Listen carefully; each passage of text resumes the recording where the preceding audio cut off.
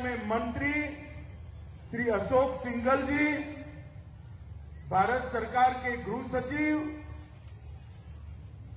अजय कुमार भल्ला जी, BSF के DG Shri Pankaj Kumar Singh ji, khadi ग्राम उद्योग board के चेयरमैन श्री विनय कुमार सक्सेना जी, असम पुलिस के डीजी बीजे महंता जी, और आज इस कार्यक्रम में इतनी देर से बैठे हुए बोडोलैंड के प्यारे मेरे भाइयों और बहनों, आप सभी को मेरा नमस्कार।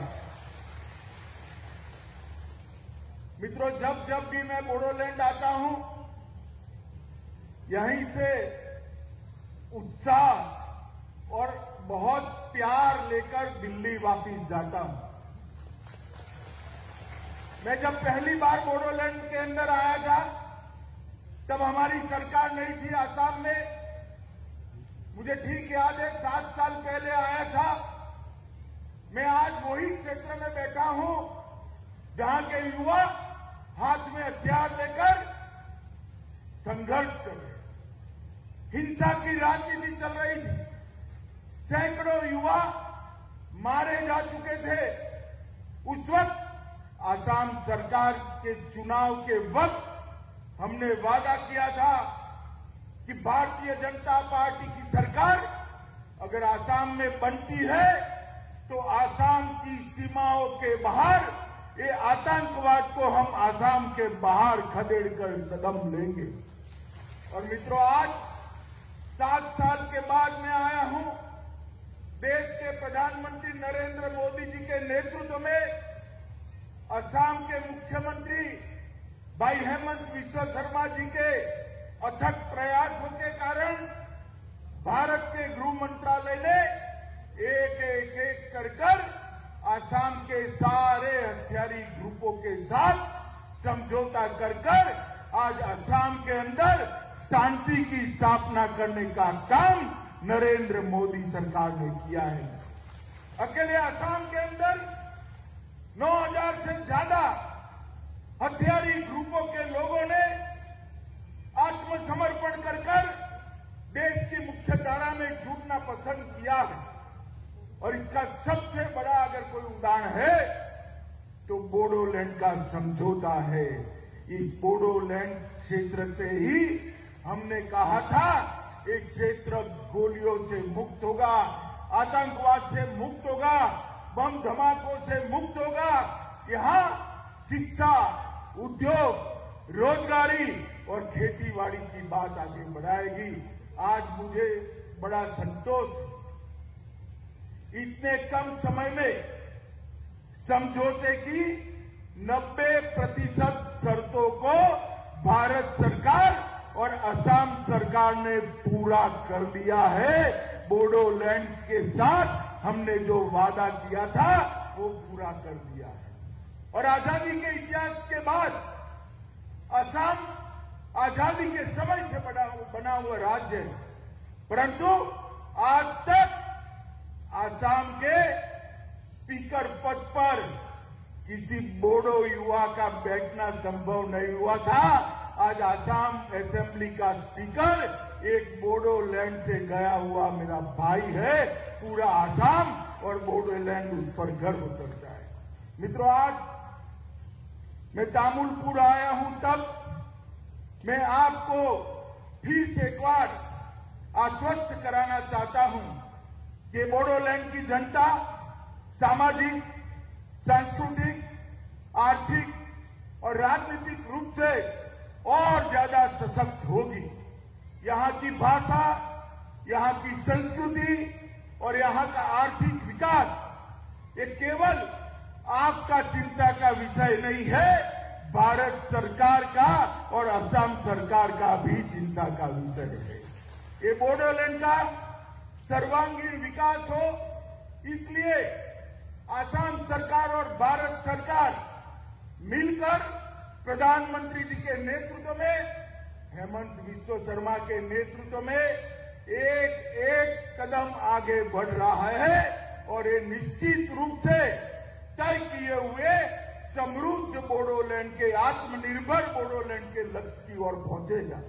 मित्रों, आज यहां पर पूर्ति का काम असम से ही होगा, जिससे असम की सुरक्षा और सुनिश्चित हो जाएगी। इसके लिए हमें भूमि की जरूरत थी।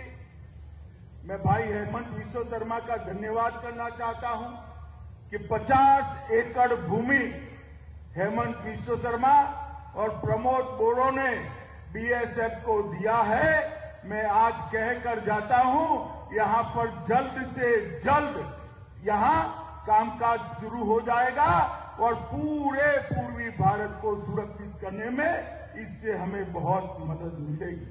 मित्रों, आज लगभग टेकनपुर से इकोतर के बाद ये दूसरी कर्मशाला बन रही है। लगभग 50 करोड़ रुपया यही जगह पर, यही क्षेत्र के अंदर इन्वेस्ट होने वाला है। दक्षिण बंगाल, उत्तर बंगाल, गुवाहाटी, शिलोंग, मणिपुर, कछार और त्रिपुरा फ्रंटियर को यहीं से शस्त्र और गोला बारूद की आपूर्ति भी होगी और उनकी मरम्मत भी यहीं करने का काम होगा। इससे लगभग 25 करोड़ रुपए की बचत होने वाली है। भाइयों बहनों, इससे यहां पर रोजगारी भी बढ़ेगी। इसके साथ साथ आज यहां पर एक दूसरा महत्वपूर्ण कार्यक्रम हाथ में लिया है। खादी और ग्राम उद्योग आयोग उसके उत्पादों को एक साथ हम 107 पैरामिलिट्री की कैंटीनों में उपलब्ध कराएंगे। मित्रों, खादी ग्राम उद्योग बोर्ड, खादी ग्राम उद्योग आयोग न केवल ग्रामीण विकास के लिए काम करता है, खादी ग्राम उद्योग बोर्ड का मतलब है देश के हर बेरोजगार को रोजगारी देने के लिए का एक प्रयास। और आज यहां पर उनके चेयरमैन साहब बैठे हैं। मैं लगातार इनके पीछे रहता हूं क्योंकि मैं बचपन से मानता हूं कि खादी ग्राम उद्योग बोर्ड की गतिविधियों में ही देश की बेरोजगारी की समस्या का बहुत बड़ा समाधान है। और आज मुझे आनंद है, मोदी जी के प्रधानमंत्री बनने के बाद खादी ग्राम उद्योग बोर्ड को बोर्ड के टर्नओवर में 248% करीब 250% की वृद्धि हुई है और उनका कुल टर्नओवर 1 लाख करोड़ को क्रॉस कर गया है। मित्रों, 1 लाख करोड़। खादी और ग्राम उद्योग आयोग अगर 1 लाख करोड़ का टर्नओवर करता है तो देश के करोड़ों लोगों को रोजगारी मिलती है। और मैं आज यहां पर सक्सेना जी आए हैं, उनको जरूर कहना चाहूंगा, हनी मिशन के लिए हमारा ये बोडोलैंड सक्सेना जी बहुत उपयुक्त क्षेत्र है। आसाम बहुत उपयुक्त क्षेत्र है। आसाम की ये जो ग्रीनरी है, हरियाली है, वो हनी मिशन के लिए बहुत अनुकूल है। आपने इसको कॉन्सेंट्रेट कर बोडोलैंड के अंदर हर किसान को हनी मिशन के साथ जोड़कर मधुमक्खी पालन के साथ इसको इनकी इनकम बढ़े, इस प्रकार से आगे बढ़ना चाहिए। कुम्हार सशक्तिकरण, हनी मिशन, अगरबत्ती निर्माण, कृषि आधारित प्रोसेसिंग यूनिट, कागज उद्योग, फुटवेयर डिजाइन, टर्नवुड क्राफ्ट, लकड़ी और फर्नीचर के सामान, ये सारे क्षेत्र के लिए ये बोडोलैंड हमारा बहुत उपयुक्त जगह है। अगर खादी ग्राम उद्योग बोर्ड यहां पर बोडोलैंड को एक मिशन के तहत हाथ में लेता है तो यहां पर लंबे समय से रक्तपात से परेशान हुए मेरे बोडो युवाओं को रोजगारी मिलेगी। जिन्होंने हथियार छोड़ा है वो देश के विकास के साथ जुड़ेंगे। मित्रों, आज मैं इतना बताना चाहता हूं। हेमंत जी को भी मैंने बताया है कि गोबर धन की योजना, गोबर बैंक की योजना और इसके साथ श्वेत क्रांति को जोड़कर पूरे आसाम के सभी ट्राइबल भाइयों बहनों के जीवन में बहुत बड़ा परिवर्तन लाया जा सकता है। गुजरात के अंदर अमूल प्रोजेक्ट इसका उदाहरण है। आज गुजरात के अंदर 20 लाख से ज्यादा महिलाएं 60,000 करोड़ रुपए का दूध सालाना बेचती है। 60,000 करोड़ रुपए का। अगर आसाम के अंदर इसका इंफ्रास्ट्रक्चर बनाया जाए तो यहां पर भी ये हो सकता है।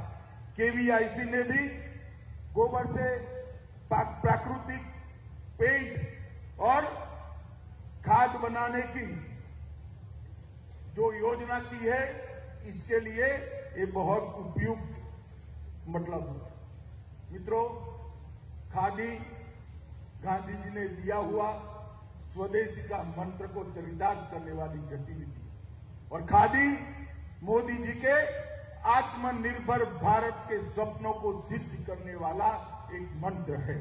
खादी का मतलब ही शुद्धता की गारंटी है। आज मुझे बहुत आनंद है कि मेरे पैरामिलिट्री फोर्स के जवानों को हर कैंटीन से कुछ ही समय में, आज से 107 कैंटीन में और कुछ ही समय में सभी कैंटीनों से खादी ग्राम उद्योग के उत्पाद इनको मिलेंगे। मित्रों, बीटीआर समझौते का जहां तक सवाल है, हमने 3 वर्ष की अवधि के अंदर 1500 करोड़ रुपया बीटीआर के विकास के लिए देना था। हमने आज पूरा विशेष पैकेज मंजूर कर 1500 करोड़ की जगह 1980 करोड़ रुपया आसाम सरकार और भारत सरकार ने देने का काम किया है। और संस्थागत विकास को इसमें हमने प्राथमिकता दी है और 500 करोड़ रुपया का डीपीआर भारत सरकार के अंदर विचाराधीन है। बहुत ही कम समय के अंदर हम इसको अप्रूव कर भेजेंगे। और आपको भी मैं धन्यवाद देना चाहता हूं कि आपने 2021 में जब हम आए तो यहां पर हमारे विरोधियों का सुपड़ा साफ कर कमल खिलाने का काम किया है। बीटीआर के अंदर भी हमारे सहयोगी दल के साथ आज प्रमोद जी सीएम बनकर यहां बैठे हैं, पूरा समर्थन आपने दिया है। मैं आज आप लोगों को विश्वास दिलाकर जाता हूं कि मोदी जी के नेतृत्व में जो सरकार चल रही है वो बोडो क्षेत्र के सर्वांगीण विकास के लिए कटिबद्ध है। वो सरकार बोडो क्षेत्र की सांस्कृतिक पहचान, भाषा, संगीत और नृत्य के रखरखाव और इसके संवर्धन के लिए उसको आगे बढ़ाने के लिए भी कटिबद्ध है और बोडो क्षेत्र का राजनीतिक सशक्तिकरण करने के लिए भी नरेंद्र मोदी सरकार कटिबद्ध है। फिर से एक बार, इतनी देर से आए मगर आप लोग इतनी बड़ी संख्या में यहाँ उपस्थित हो, भारत सरकार, आसाम सरकार और बीएसएफ की ओर से आप सभी का बहुत बहुत धन्यवाद कर मेरी बात को समाप्त करता हूं। वंदे मातरम।